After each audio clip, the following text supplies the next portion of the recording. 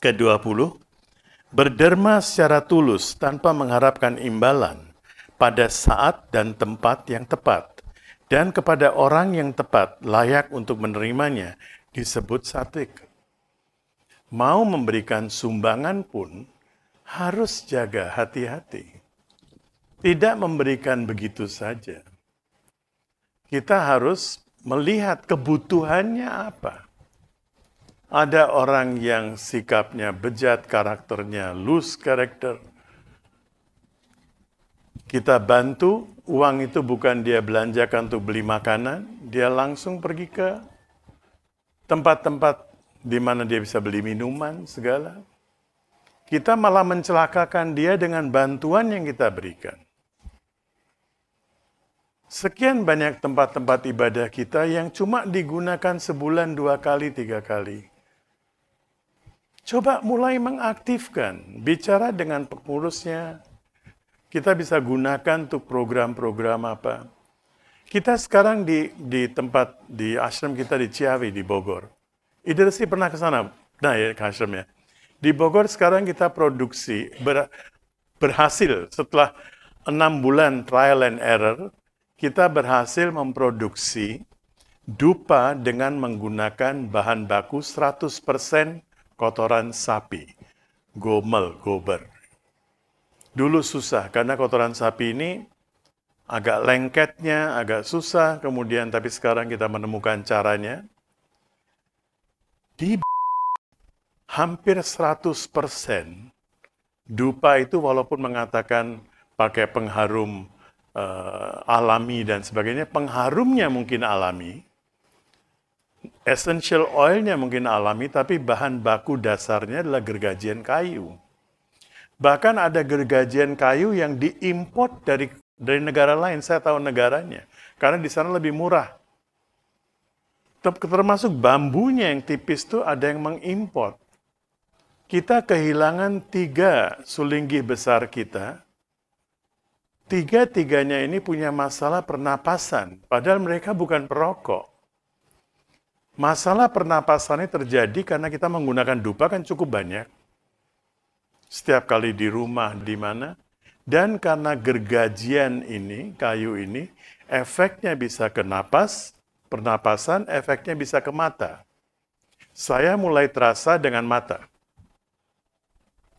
Setelah itu, sejak 3 tahun yang lalu, saya mengusulkan kepada teman-teman, juga di mana juga, tapi tidak berhasil. Akhirnya sekarang seorang teman kita, dokter hewan, dia berhasil untuk menemukan rumusannya sendiri bagaimana menggunakan 100% bahan baku alami. Walaupun tetap kita masih menggunakan kayu untuk batangnya itu tetap kayu, karena nggak ada yang bisa menahan itu, menahan gobernya, menahan kotoran sapinya ini. Tapi 100% bahan alami. Cuma memang produksinya masih agak tersendat-sendat, kita belum bisa supply keluar. Tapi kemarin dulu, 2-3 hari yang lalu, saya dengar bahwa mereka sudah berhasil untuk menggunakan mesin untuk membuat produksi yang lebih banyak. Nah, hal-hal seperti itu, saya dengan senang hati bisa minta kepada teman-teman kita di Ciawi untuk mengajarkan.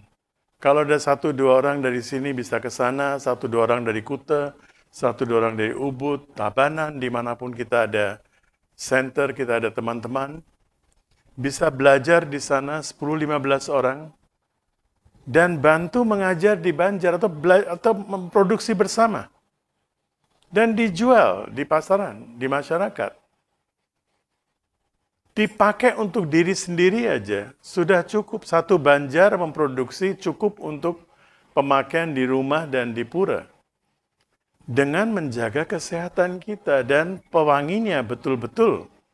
Kita menggunakan essential oil yang alami yang juga diproduksi oleh teman kita sendiri. Jadi kita bisa menjaga kualitasnya. Nah, hal-hal seperti ini, kita banyak sekali tempat kita yang underutilized. Kalau dari ilmu ekonomi, sangat tidak menguntungkan ini. Merugikan sekali, punya bangunan begitu besar, punya tempat ibadah begitu besar, tapi nggak ada kegiatan. Kegiatannya terbatas sekali. Nah, dengan cara itu kita juga bisa mengajak ibu-ibu kita yang tidak bekerja, tentu, yang rumah tangga, ibu rumah tangga, daripada nonton sinetron India setiap malam, setiap hari itu, ceritanya nggak bergerak. Sama, setengah jam, nahi, diem. Mana ada orang, kalau berantem di rumah, kalau berantem kan ceplos, cepet kan? Ini enggak. Berantemnya pun pakai cara satwik, nggak bisa.